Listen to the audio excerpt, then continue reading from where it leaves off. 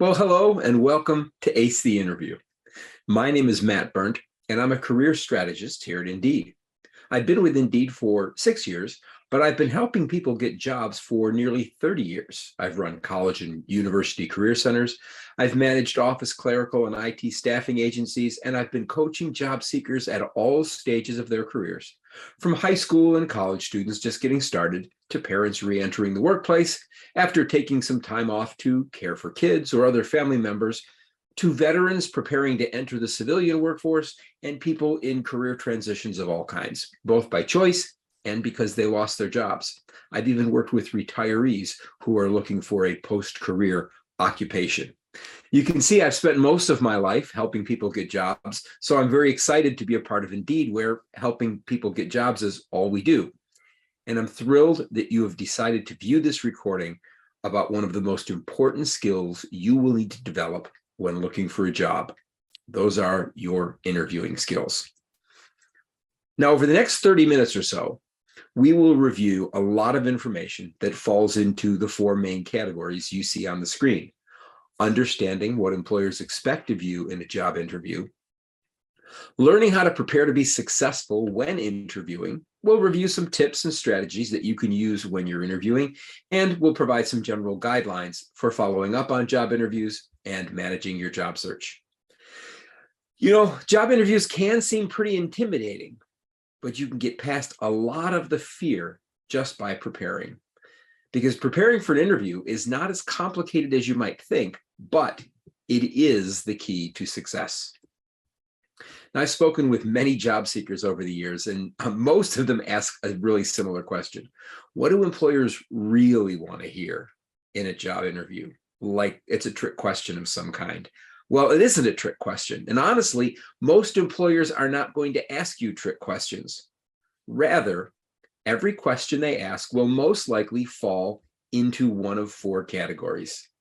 You see, employers want to hear and see in both your words and your actions why you want the job, why you're a good candidate for the job, why you want to work for them, and why you want to work in their industry. Maybe you've said at one point in time, I'm a perfect fit for this job, or I would love to work for this company. Were you able to back up those claims with examples that explained exactly why you felt that way? If you don't prepare, you see, you won't be able to explain why. So during this workshop, I'm going to help you prepare to explain why. And that preparation begins well before the interview itself. So let's talk about interview preparation. Your interview prep is going to fall into 5 main buckets. Researching the company so that you can understand their world, studying the job so you can talk about how what you offer lines up with what the employer is looking for, practicing your responses so that you will be ready and able to tell your story effectively, preparing the questions that you want to ask so you can evaluate the job and the employer to determine if you want the job if it's offered to you, and understanding the environmental variables of your interview so you can manage them effectively.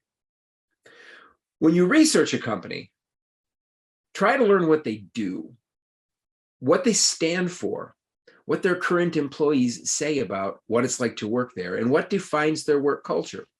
Well, why do you want to do that? Because you need a fundamental understanding of their business to determine whether or not you will like working there. And so you can answer the question, why do you want to work for us? You need an answer for, if you take this job, will you be excited to tell your friends and family where you work and what you do? You want to hear firsthand perspectives from current workers about what it's like to work there.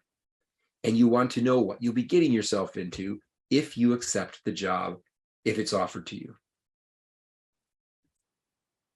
Can you see yourself working there? And if you can, explain why, and you will demonstrate that you do want to work there. Now, at Indeed, we have a lot of resources to help you research companies, including our company pages and a lot of information that is available on the Indeed career guide, such as articles like the complete guide to researching companies. I recommend that you go onto our Indeed career guide and search for that article because it will give you a good start on your company research efforts. Next, you'll want to study the job itself.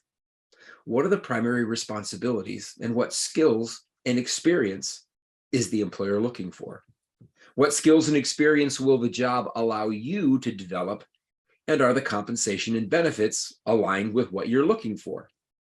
Because understanding the job will help you understand whether or not you will enjoy the work. It will show you where you do have the skills or experience they're looking for and where in some cases you don't. Trust me, employers are likely to ask about both. It will show you how the job can help you grow personally, develop desirable skills, and advance in your career. The question, will this job prepare me for my next job, is often a really important question to ask yourself when you're considering a new job. Finally, will it help you determine the competitiveness of the offer and decide if you want the job and if you can afford to take it? When you study the job description, think of examples that illustrate the skills that you possess and the qualifications that you possess, how they align with the job. Use stories as the basis for your answers to questions about why you're a good fit for the role. Do this, and you will show employers that you are a good fit for the job. Okay, you've done your research, you've looked at the company and the job, and now it's time to think about practicing your story. Now, just because you know you better than anyone else doesn't mean you're prepared to have a focused conversation about you and what you offer in a job interview. That is a skill, and you have to practice skills to develop skills. Remember, employers are not interested in hearing everything there is to know about you because it's not all relevant. They want to know the answers to those 4 questions I mentioned at the beginning: why you want the job, why they should want you, why you want to work for them, and why you want to work in their world. And employers are not expecting you to have deep knowledge of them, their business, or their industry. They just want to see that you'll know what you'll be getting yourself into if you're hired, that you've done your homework. They want to see the substance behind your "I'm perfect for this role and I'd love to work for your company" statements. You need to help them understand you and what you mean. As you practice telling your story, prepare to talk about how and why the job fits you. Doing so will help them see that you intend to stick around. Prepare to give those examples of how your qualifications line up with those the employer is seeking. You know, candidates rarely have everything an employer is looking for, and to be fair, employers rarely have everything that candidates are looking for. You want employers to see that you have most of what they need, the potential to learn the rest, and the attitude and determination to be successful. Be ready to tell them that you know something about them and how they conduct business and why the work environment that they offer appeals to you. You share some basic information about their industry, and you show them that you know what they do and that their work interests you. Practice your elevator pitch. That is your introductory response to the "tell me about yourself" question. Make sure it's brief, 1 to 2 minutes tops, and directly related to the job for which you're interviewing. Here's a little easy hack to help you out. When an interviewer asks you to tell them about yourself, start your response with, "Well, as it relates to the position for which I'm interviewing," and go on from there. Now, honestly, you might just say that first part in your head, but using it will help you stay focused and keep the conversation on you and your fit for the job. Again, employers don't want to know everything there is to know about you. They want and need to hear things that are relevant to your candidacy for the job. So be concise. Next, you need to think about the questions you want answered in order to assess the opportunity. Remember, you're interviewing them at the same time they're interviewing you. So think about the job and the workplace characteristics that are most important to you. Define the standards by which you will evaluate this job opportunity and compare it to others. And identify the things you want to avoid in your next job so that you can look to see if they exist in the job or with the employer. You also want to learn as much as you can about who you will be working with and who you will work for. Without answers to those questions, it will be hard to determine whether or not the job will meet your needs or how well it aligns with your priorities. It will be nearly impossible to compare the job to other jobs you're considering or being considered for. So what happens if you get two separate offers? How will you decide between the two? Great problem to have, but it's a challenge. It'll also be challenging to determine if accepting the job will change your life for the better. No one wants to change jobs and end up in the same boat as in the job they left. And no one wants to jump from the frying pan into the fire when changing jobs. Finally, if you don't ask questions, you won't learn much about your coworkers or managers. And those are two things that can make or break most work experiences. As I said earlier, you are evaluating the job and the organization just as they're evaluating you as a candidate. So show your interest in the role by asking thoughtful questions. And here's a few examples that you might want to use. For example, can you elaborate on the day-to-day responsibilities of this job? Or what are the characteristics of someone who succeeds in this role? Or what are some of the challenges you've seen people in this role or on this team encounter? Or if I were in this job, how would my performance be measured? And then my favorite, what do you like best about working here? Each of these questions can help you learn more about the job, the work environment, and the opportunity. Now, again, we've got some great resources on the Indeed Career Guide, including an article entitled 25 Smart Questions to Ask in an Interview. Just go to the Career Guide. I'll share you a link to that at the end of the session, and look for our interviewing tips and advice. Okay, on to our last area of preparation, managing your environment. While there are many parts of job interviews you can't control, there are many that you can and that you should anticipate. Going in, you should learn as much as you can about the type of interview you'll be having, who you will be meeting with, where the interview will take place, and what you will need to prepare to fully participate. So what do I mean by that? Let's look at interview types first. Is it a screening interview with a recruiter, a first or a second round interview with the hiring manager or members of a hiring committee? Is it a panel interview or perhaps an opportunity to interview with potential coworkers? The answers to these first questions will usually help you answer the second. Will you be talking to a pre-screener, a recruiter, the hiring manager, potential coworkers, people on other teams that interact with the team that you would be joining, maybe even company leaders? Now, not all interviews involve all of these participants or all of these components. You might just meet once and only with the hiring manager, but you might also have to go through a multi-step interview process. Always ask and find out.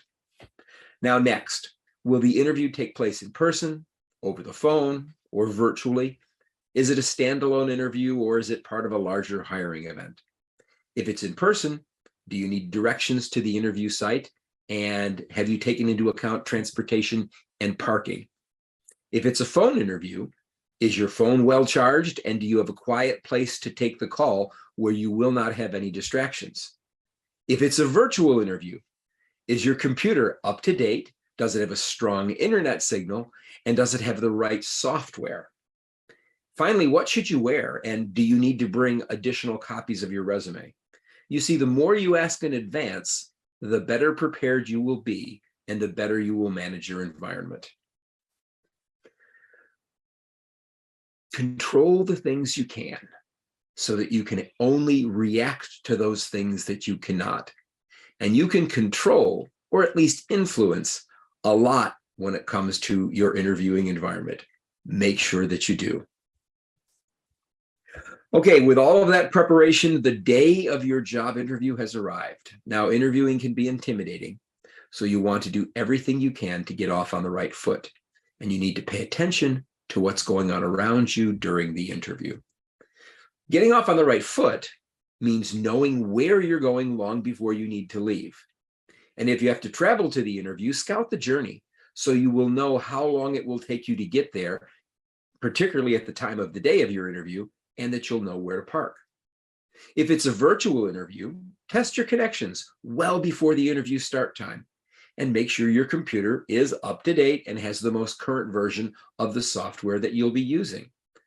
Get a good night's rest and be sure to log in or arrive on site early. Not too early, of course, 10 to 15 minutes should be fine. And make sure that you dress properly, even if it's a virtual interview and you think you only need to dress properly from the waist up. Remove whatever distractions there might be. That includes turning off your phone notifications, logging off from other websites, silencing your smartwatch, putting away pets, telling your roommates not to come in your room during your interview, those kinds of things. Now, just take a deep breath and relax. You want to make a good first impression, whether face-to-face, over the phone, or on the computer screen. And it's always good to have a little water nearby if you can. You'll need it because you're likely to get thirsty, and also be prepared to take some notes. From the very start of your interview, pay attention to what's going on during the interview. Observe the people you meet. Listen carefully to the questions that they ask, and think about your answers before you respond. Observe the way they listen and how they respond to the questions that you ask. Survey the interviewing environment that they've created for you. How comfortable did you feel? I generally believe that how an organization interviews can be a reflection of how they conduct business in general, and how a hiring manager approaches a job interview is often a reflection of how they manage and develop their employees. Pay attention to what you see and hear, and you'll learn a lot. Now let's talk a little bit about the kinds of questions that you're likely to encounter. Starting with introductory questions. Introductory questions like, tell me about yourself, and so why did you apply for this job, are there to help get the conversation started. They give you the opportunity to untie your tongue and share your elevator pitch. You get to set the tone for why you're a good candidate. Again, be sure to make sure you keep your responses here brief and focused on the information that's relevant to the job. Remember my hack? Well, as it relates to the position for which I'm interviewing, use that and keep yourself on track. Trait questions are also very common and historically are some of the most frequently asked, but least beneficial questions interviewers ask, in my opinion.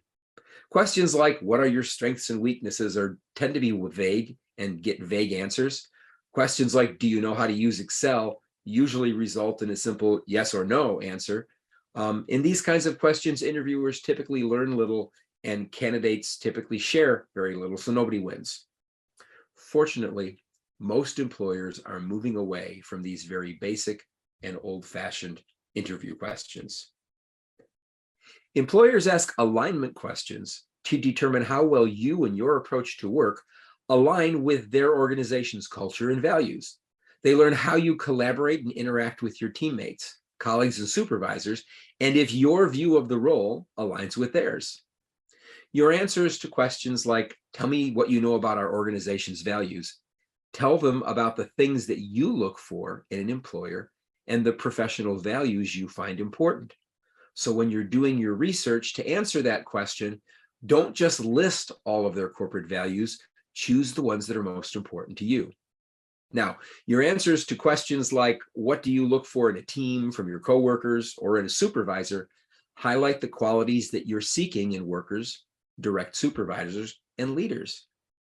And your answers to questions like, where do you see yourself in 5 years, give them some insight into how you are actively managing your career and how long they might expect you to stick around.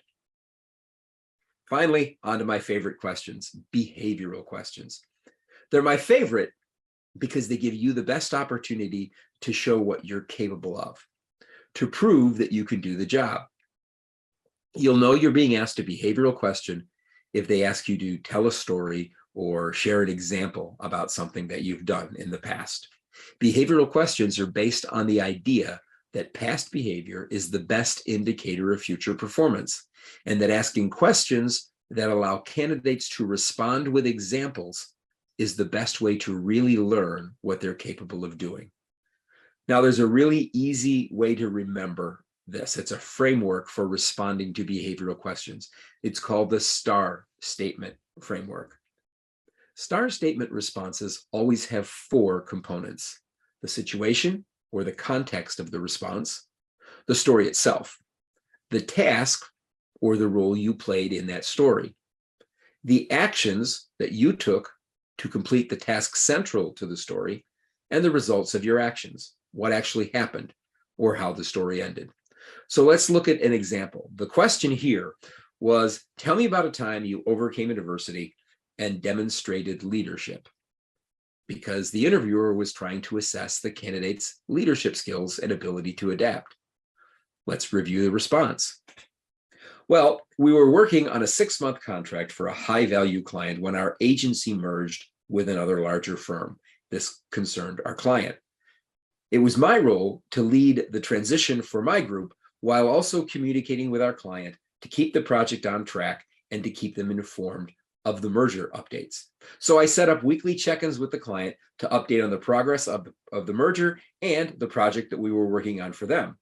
And ultimately, we completed the project on time and we met all of our client's specifications and the merger went through very smoothly. See, a nice, clean star statement response. Now I have some even better news for you, and that is that nearly every question you are asked can be answered with some kind of star statement, example-based behavioral response. Star statements are also a great way to illustrate your transferable skills, which is really important when you're wishing to make a career change.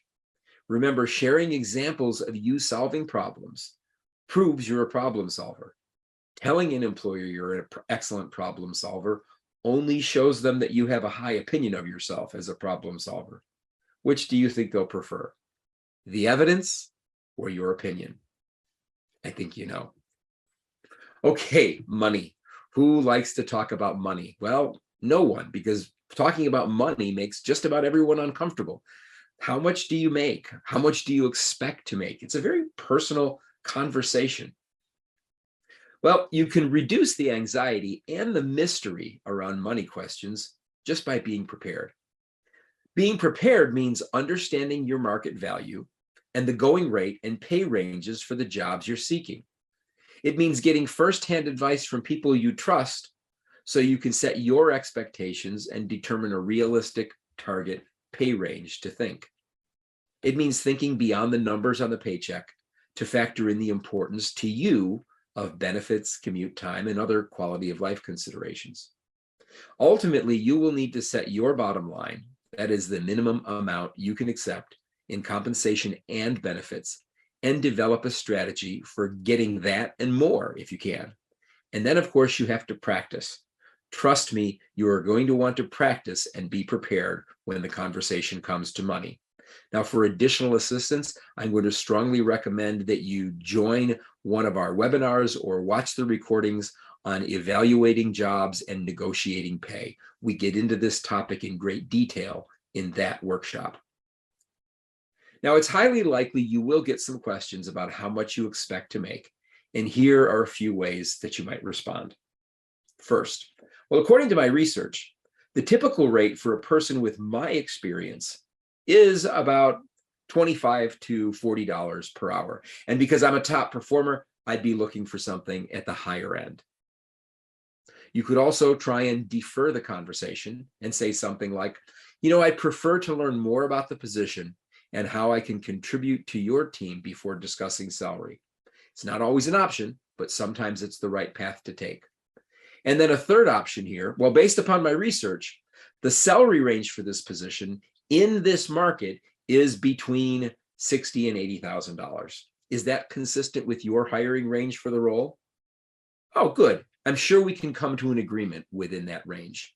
You see, each of these responses requires preparation and serves a different purpose.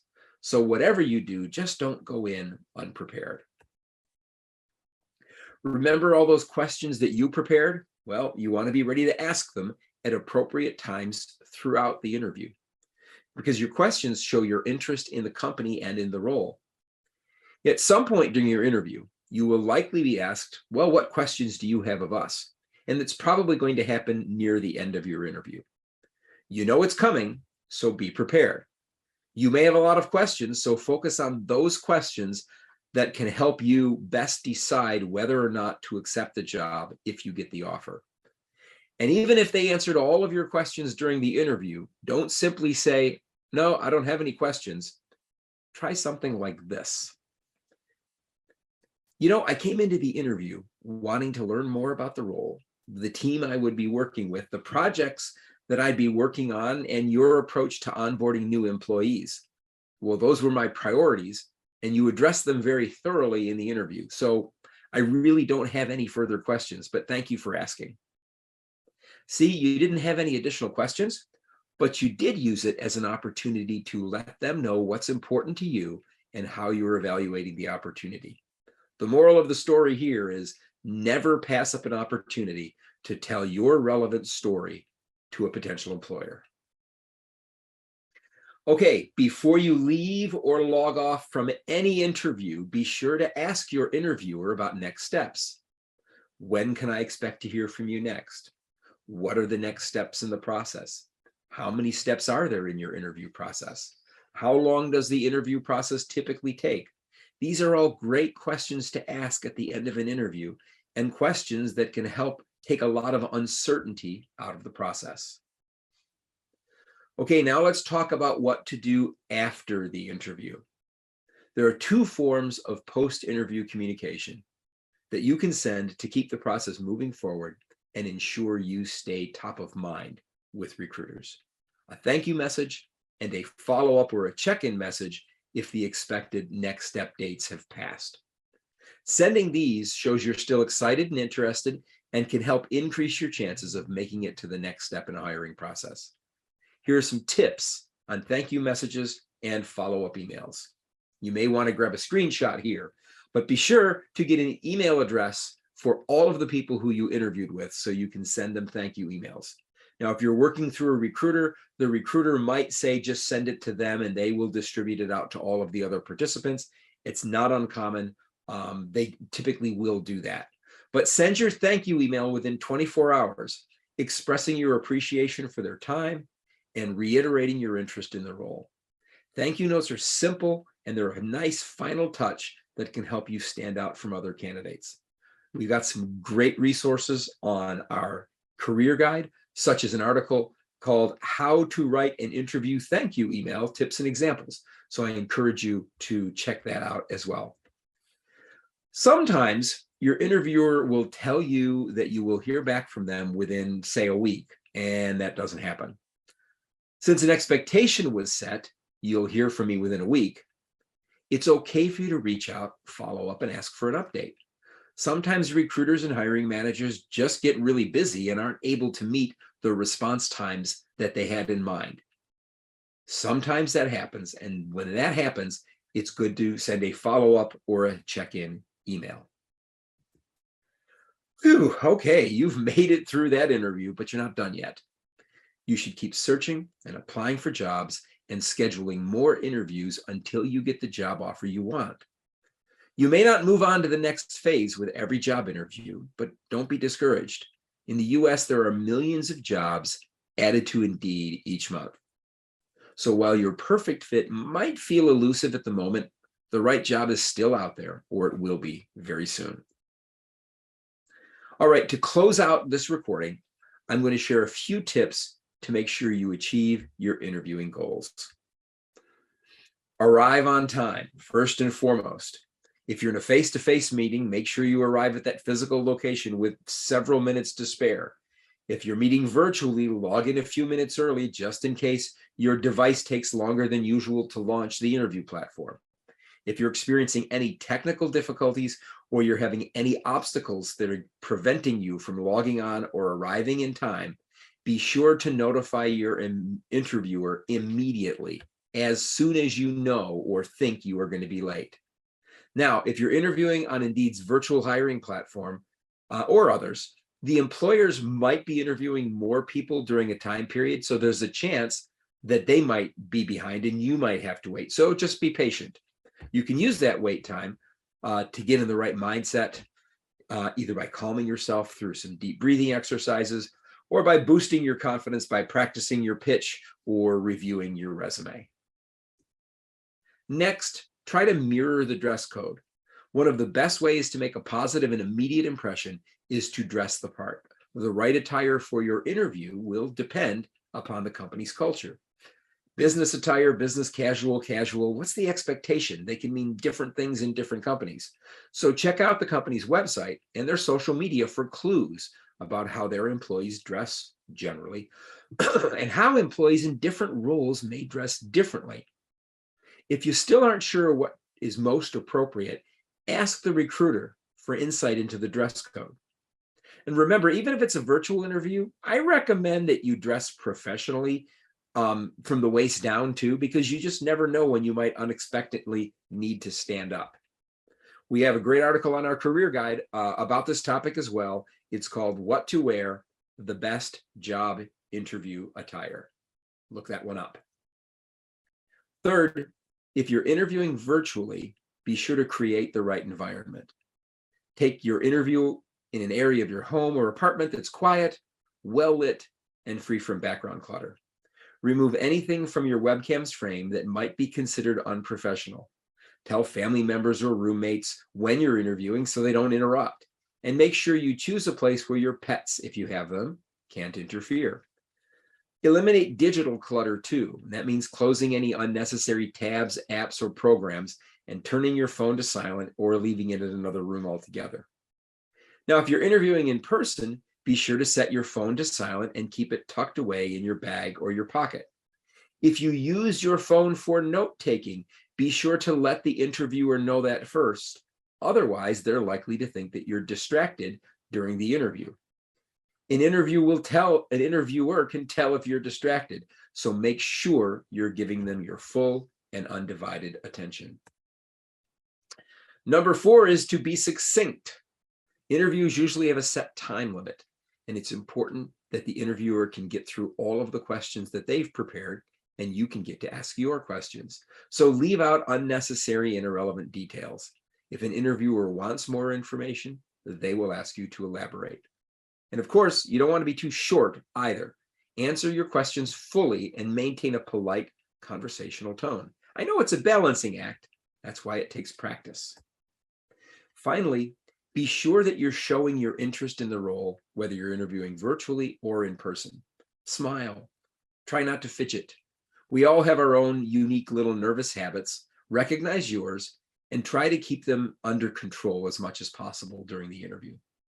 If possible, keep your hands folded in your lap or holding a pen if you're taking notes. But if you use your hands to add emphasis to your words, just do so with care. Try to avoid touching your face or touching your hair, and don't cross your arms or chew your nails during your interview. And when the interview is talking, show that you're listening and that you understand what they're saying by what you say and how you act. Okay, I'm going to close by recapping those 5 elements of acing the interview.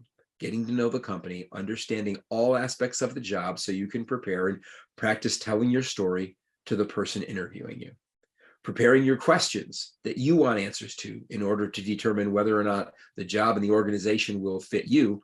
And finally, managing all of the elements that surround your interview that you can control so that you only have to focus on telling your story and listening to theirs.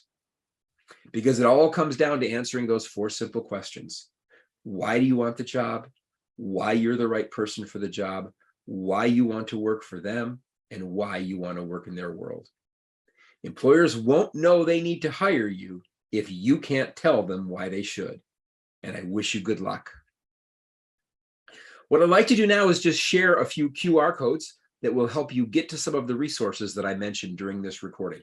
This first QR code will take you to the Career Advice on Interviewing section of Indeed's Career Guide. So I'll give you a moment to grab a screenshot of that QR code. Next, I suggested that you research compensation so that you will be able to have those conversations around money and ask those questions about how much you expect to make.